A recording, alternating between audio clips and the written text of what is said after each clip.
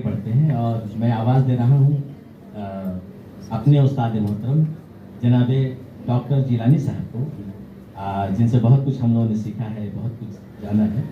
आप उनसे जो मेहमान खुसूसी भी हैं और उनसे ख़ास तौर से गुजारिश करेंगे हम लोग कि इस हवाले से अपनी बातें पेश करें।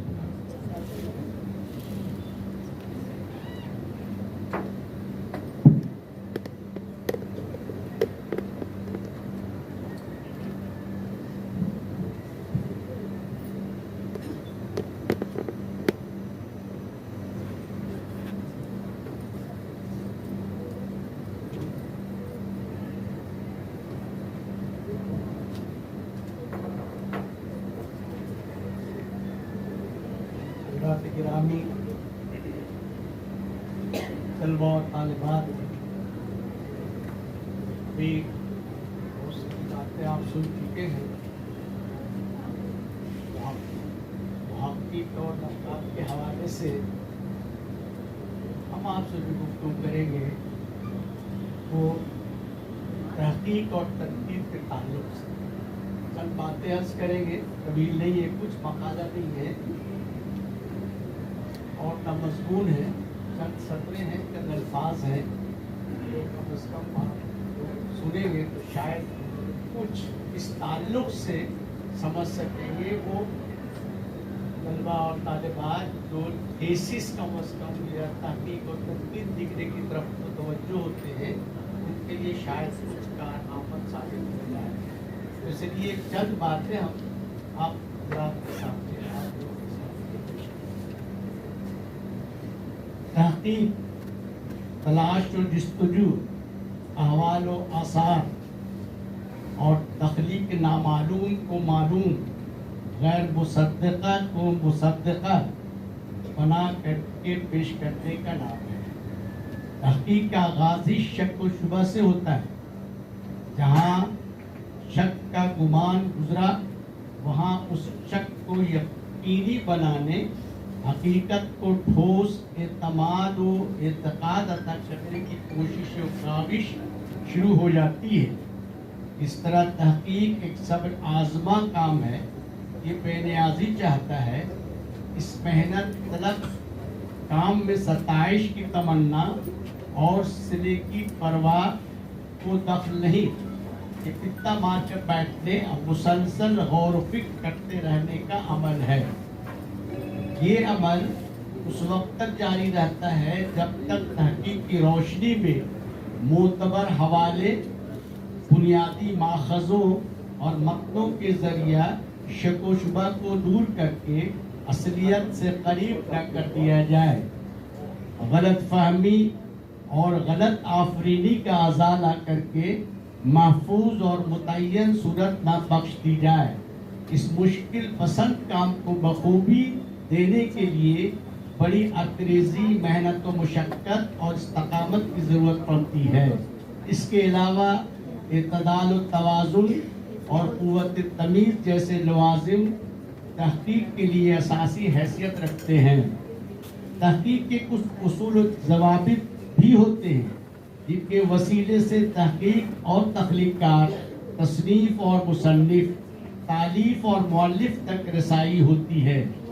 दूसरे मरहले में तहक़ीक़ के अव्वलीन मकसद को बरूए कार लाते हुए कारनामों, उनके अहवाल व आसार को सही और खरे होने का सबूत मुहैया करना पड़ता है।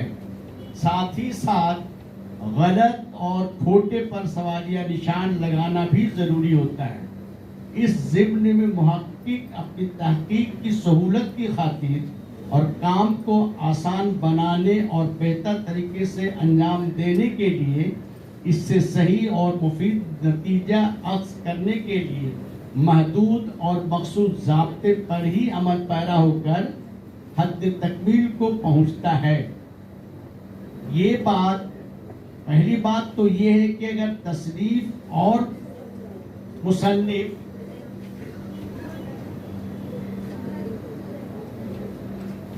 का इशारा मौजूद है तो फिर इशारे के सहारे उसकी बाज़याफ्त के मरहले तय किए जाते हैं।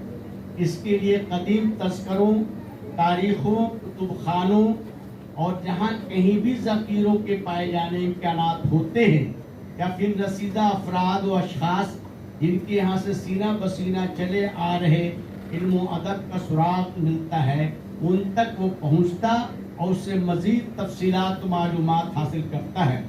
مصنف کے حالات و قوائف اور خیالات و افکار تک رسائی حاصل کرنے کا ایک اہم ذریعہ قدیم سوانح عمریہ بھی ہوتی ہیں۔ ان میں تحریر شدہ کیفیات اور نظریات کا بھی تجزیہ ضروری ہو جاتا ہے۔ اس کے لیے مصنف کی تحریروں کا سنجیدہ مطالعہ ناگزیر ہے۔ بعض رسالے اور قدیم نسخوں کی قدامت اور اس کی لسانی قدر و قیمت کا اندازہ اور ادبی حیثیت کا تعین ان کے املا اور متنوں کی مدد سے کرتے ہیں۔ تحقیق کو ٹھوس اور جامعیت عطا کرنے کے لیے حوالے بھی مختلف بنیادی ماخذوں سے نقل کرنے کی ضرورت ہے۔ منقول شدہ حوالے پر کلی بھروسہ کرنا تحقیق کے اصول کے منافی ہوتا ہے۔ ایسے نقول کی حیثیت ثانوی ہوتی ہے اور ان میں غلطیوں کے راہ پا جانے کے امکانات رہتے ہیں۔ اس سے زبان و ادب کی قدامت کے ساتھ اس کے ارتقائی منازل کا بھی اندازہ ہوتا ہے، اور زبان و ادب کی تاریخ کی ترتیب و تکمیل ٹھوس بنیاد پر ہوتی ہے۔ اس وضاحت و صراحت کے ساتھ تحقیقی ادب کے ارتقاء کے لیے احتشام حسین کی یہ رائے پیش نظر رہنی چاہیے۔ نمبر 1، تحقیقی کاموں میں ادبی حسن بھی ملحوظ رکھنا مفید ہوگا۔ نمبر 2، لسانیاتی تاریخ، لغت، سماجی علوم، معنی و بیان اور ادبی اور شعری روایت کے ارتقاء کا علم بھی ہونا چاہیے۔ نمبر 3، ضروری اور غیر ضروری، اہم اور غیر اہم میں تمیز کرنا بھی ضروری ہے۔ اس وقت تک زبان و بیان کے سلسلے میں جو علمی کام ہوئے ہیں انہیں نئے کام کے لیے موازی سمجھنا چاہیے۔ اور بھی بہت سی باتیں جو یونیورسٹیوں میں اور کالجوں میں ہوتا ہے، جو اس سے ہم لوگ بھی اسی انداز سے کر لیتے ہیں، اس پر بھی ان کی رائے ہے۔ اردو میں اب تنقید کے حوالے سے بس بہت کم ہے۔ اردو میں لفظ تنقید عربی زبان سے آیا ہے، جو نقد سے مشتق ہے۔ تنقید لغوی معنی پرکھنے یا بھلے برے کا فرق معلوم کرنے کے ہیں، اور اصطلاح میں محاسن و معائب کا سلسلہ کا صحیح اندازہ کرنا اور اس پر کوئی رائے قائم کرنا تنقید کہلاتا ہے۔ انگریزی میں تنقید کے لیے جو کرٹیسزم کا لفظ استعمال ہوتا ہے، اس کے اصل معنی عدل یا انصاف کے ہیں۔ تنقید تخلیقی ادب کو پرکھنے کی کوشش بھی ہے، اور یہ کاوش فاسد تنقید میں کئی جہتوں سے کی جا رہی ہے۔ الغرض تنقید کی تعریف میں اختلاف ہے، مختلف لوگوں نے تنقید کی مختلف تعریف کی ہے۔ اس کے باوجود تنقید دو کام ضرور کرتی ہے۔ ایک تو یہ کہ ادب کو بیان کرنے کے لیے ایسے الفاظ تلاش کرتی ہے جن کا استعمال صحت بیان کے لیے ناگزیر ہے، اور یہ اس لیے بھی کہ جن الفاظ کی حیثیت ناگزیر ہوگی اس میں حقیقت اور اصلیت کا ہونا یقینی ہے۔ دوسرا اہم کام تنقید یہ انجام دیتی ہے کہ صحیح ترین کے بیان کی تلاش میں ایسے اصول دریافت کرتی ہے جن کی روشنی میں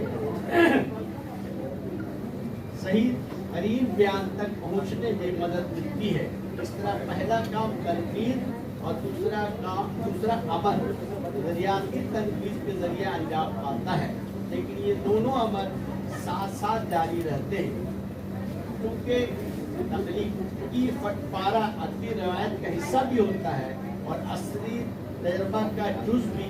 اس لیے یہ اپنے پیرائے اظہار میں فن کی رمزیت اور خیال کی قدرت سے ہم آہنگ ہو کر ایک دلکش امیزے کی شکل اختیار کر لیتا ہے۔ احتشام حسین تنقید اور نقاد کے بارے میں لکھتے ہیں، تنقید کا وجود علمی دنیا میں فن کی حیثیت سے بہت قدیم ہے، جو سماجی ضرورتوں اور تقاضوں کے لحاظ سے بدلتا ہے۔ اس کی تاریخ انسانی شعور میں اسباب و علل تلاش اور حکیمانہ انداز پیدا کرنے کی عام تاریخ کا ایک حصہ ہے۔ آج کے تقاضوں کی روشنی میں تنقید ایک جدید نقطۂ نظر آتی ہے. Thank you very much.